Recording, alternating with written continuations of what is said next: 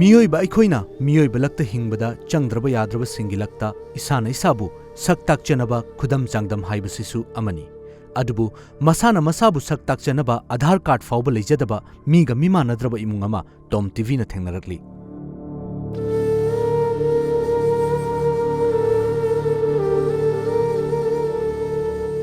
Imphal दगी सुपनतगी kilometre कुनगनिपान लोमतमक चटलगा लेबा Khangabok assembly constituency की मनुंग चन्ना खांगाबोक मखा लेकाई पार्ट 3 दगी लाइश्रम इचौबा चही यांखै मंगा मीगा मीमानद्रबा वखल चोइरबा मिसक अमनी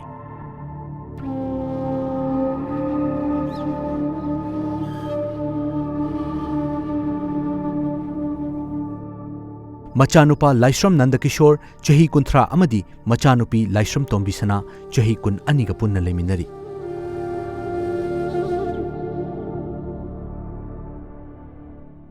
अदुबु ओंथोकपा मतौ हाइबदुनी इचौबा खक्ता नतना इमुंग अदुदा लेमिनरिबा मचा अनिमक्सु मीगा मीमानदना वखल चोइदुना लेरी नंदकिशोरदी वखल चोइबा खक्ता नतना फमुंगदगी हौगक तंखतुना चटपंगमदना लेहौरी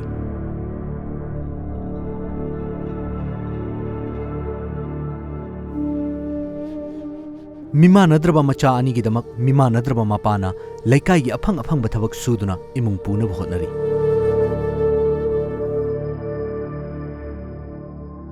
मचा अनिगिनी हाइबदा मसाना मसाबु सक ताकचनबा आधार कार्ड फाउबा लेत्री अदुबु हौखिबा इंग्लिश ngani kungi जनवरी थादा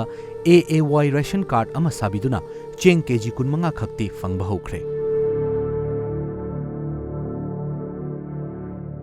इकांजे छंजा छेंजबा अदुनी आइजी चेंग वाले अंगांग सिंगी कई तौये अदुदी आइस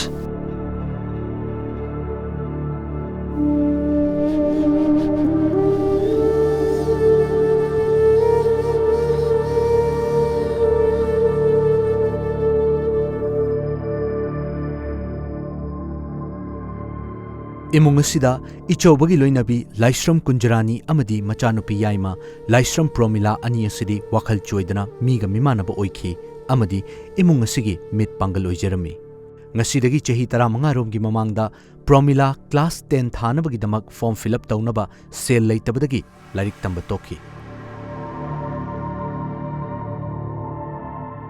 मसिगे कान कानदना लेकाय अदुमक्तदा प्रोमिला चेनखी अमदी युम पानखी अदुबु मतम मदु इमुंग अदुगी अवाबगी मथक्ता अवाबा ताबा हाइबदु ओइखी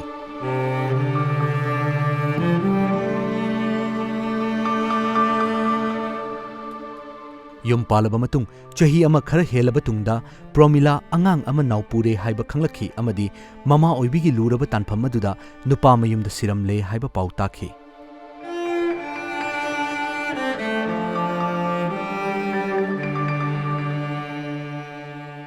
पाउ सिताबदा इचौबगी लोइनबी कुंजरानी बीपी स्ट्रोक तौखी अमदी हौगत कांखत ngमदना चही अमरोम लेरमलबा तुंगदा मीमानद्रबा मपुरोइबा अमदी मचा अनिबु थादोकलमलगा अरोइबा यहिब तानखी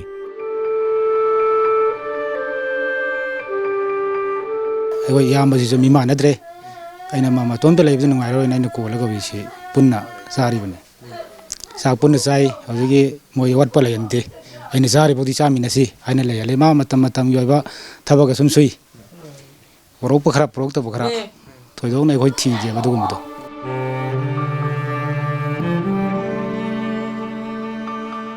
ममाना येंसिनजरंबा मचा अनिगी फिभम नोंगमगी सोक्सिन बहेंजलखी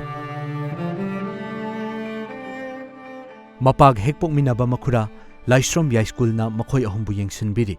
अदुबु इमुंग असिदा लैरिबा मियोइसिंग असिबु लायेंगदुना फरकपा याबगी थाजबा लैरबसु लायेंगबा हाइबसिमदी लांबा फंगद्रबा लापथोखरबा ममी सामजिलक्लबा मंगलानम ओइदुना अदुमक लेहौरी फानमेगी येंगनिंग पांगी अदु आइजी अनाबजे अदुन आइजी मालेम की लेबाक सिंगना चौखटपगी लमजेन तानरिबा मतमनी अदुबु इमुंग असिददी मसागी सक्ताक चनबा आधार कार्ड फाउबा पाइदना लेरम थेंगनरी इमुंग असिदा लेरिबा मियोय खुदिंगमक असि मीगा मीमानद्रबा मियोय हाक्ता ओइना लेरमली मफम असिदा अखोय सरकारना लैंगाकना पीरिबा अदुगुमलबा कानबसिंग असि फंगबदि लाइरदना मसि फंगी कदाइदगी लौगनी हाइबा फाउबा खंगदना लेरम थेंगनरी पाउदम जरीबा वीडियो जर्नलिस्ट नरेश कलोइना ओनल समंद्रम टाइम्स ऑफ मणिपुर न्यूज़ खांगबोक।